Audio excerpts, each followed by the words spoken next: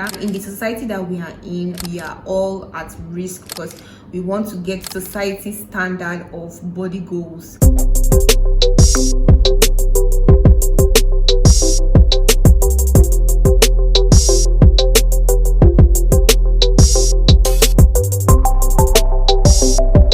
Hey guys, welcome back to my channel. If you're new here, my name is Reetahh and this is Tea Spill with Reetahh, where I talk about health, lifestyle and Christianity. New videos drop Wednesdays and Sundays of every week, so if this is the kind of content you would like to keep up with, then click on that subscribe button and join the family. And if you're a returning subscriber, thank you for tuning in once again. Have you ever heard of body dysmorphia before? It's something that is so important yet rarely talked about, so I would like to shed more light on this video. Now, at some point in our lives, most of us have been at a point where we must have felt insecure about our body, maybe one part of our body or the other, and that's okay, we are human. But when this turns into an obsession, like where you're so bothered about your appearance, you're so bothered about your flaws, even when no one even notices those flaws, you magnify those flaws. That is when it could be a problem. So body dysmorphia is a mental disorder that happens when a person is unhappy about his or her appearance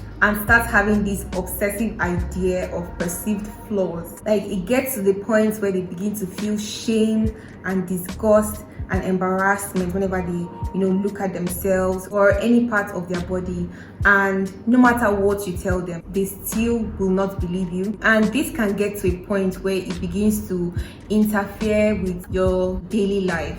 The areas where this disorder is mostly seen or perceived are the face. I know a lot of people that they can't go out without a makeup on their face. For some, even as little as a pimple or a dark spot on the face is like a death sentence for them. It could be the shape of the nose, the eyes, the brows, the lips, the chin, the cheeks. Some people get to the point of bleaching their skin because they feel that their skin color is not beautiful. It could be the breast or the butt not being the right size they want. For guys, the muscles not being the way they want it to be, that manly macho body. Or it could be their genitals. Like, from head to toe, there are so many parts of the body that could be affected. It's just basically parts of your body that you feel are flawed. The exact cause is unknown, but then there are risk factors. It could be a family history. So maybe someone in your family line has had maybe an episode of depression or OCD, has been diagnosed with any of these mental illnesses. That could be a risk factor to you coming down with something like this. Then another is when you're trying so hard to be perfect. You just don't want to see any flaws in your appearance. You just want everything to be perfect. Bad life experiences. Most of our development years, we spend them in school, especially in our teenage years. In Nigeria now, most schools are boarding schools. So if you're in an all-girls boarding school or all-boys boarding school or mixed, definitely you'll get to interact with people of your kind in your hostel. And sometimes you could come across bullying, like people bullying you for maybe your appearance because you look small. They feel they can step on you, or they start teasing your appearance. All these experiences, they kind of like contribute to this, because as you grow, those ideas that have been put into your head begin to stick and you're like, okay, what I have isn't good enough. Then social media, just going through social media can make you begin to get too conscious of your appearance. You see a model on Instagram and you're like, oh my god, this person is so built, look at the six packs, look at his body all toned firm. Or you see a lady, you're like, wow, she's so slim, she has a nice figure, I don't have a nice figure like her. And then you now start having a bad body image. You feel your body is not it. Like, there's really a whole lot that can lead to body dysmorphia, and in the society that we are in, I feel we are all at risk of coming down with this body dysmorphia because we want to get society's standard of body goals. Now let's get right into the symptoms. One is always exercising. Yes, you always see the need of exercising, especially for guys. Like, maybe they've been laughed at when they were younger that maybe their body is not macho or the way it's supposed to be, and then they start having this obsession about getting built. I mean, it's okay to be built or to like work on your muscles and all that, but when it gets to a point where it's like obsession, you have to do this every single day. Another one is always looking at yourself in the mirrors. Are you the kind of person that whenever you pass a mirror, you always have to turn and look? Any mirror, any sort of mirror, and it's not just looking at your appearance, more like focusing on those places you feel are your flaws.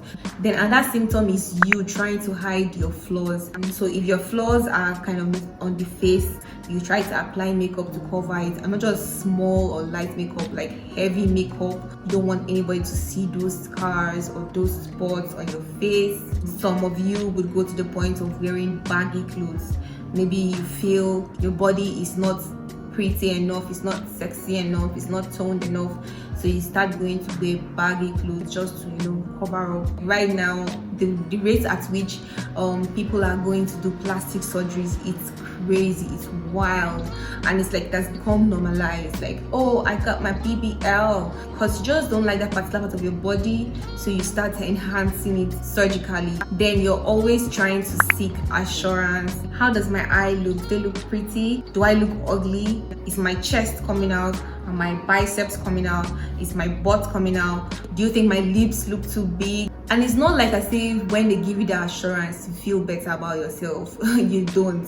You still believe that they are lying to you, and your flaws are very visible and everybody can see them. Also, you could start comparing yourself to others. You feel others are better than you because you feel their bodies are perfect and yours is less. You start having anxiety, or you find it hard to interact with people or go out. The treatment. So one of the treatments is therapy, cognitive behavioral therapy. So you learn alternative ways to make yourself feel better about yourself, to open your mindset, make you look at life in a different way, make you focus more on helping others, improving others, than focusing on your flaws. It will help you to control your thoughts, control your behaviors. So therapy is actually really good. So instead of running away, why don't you just approach therapy and have a better view about yourself? There has been no approved medication exactly for body dysmorphia, but there are some other drugs that have been used to treat other mental illnesses that can be used for this, especially like obsessive compulsive disorder. And this group of drugs is called selective serotonin reuptake inhibitors, SSRI. So it will relate to your brain serotonin and help you to control certain thoughts or behaviors. Admission could be considered in like serious cases, like when person starts inflicting self-harm. So do you know anyone that could be suffering from this? Please do well to share this video to them. And if you feel you meet this criteria, then you really need to talk to someone, you really need to get help. That's the only way you can get better. Thank you guys for watching. Please don't forget to like this video and subscribe to my channel if you've not done that already, and also share this video to as many as possible. Drop a comment in the comment section, and I'll see you guys in my next video.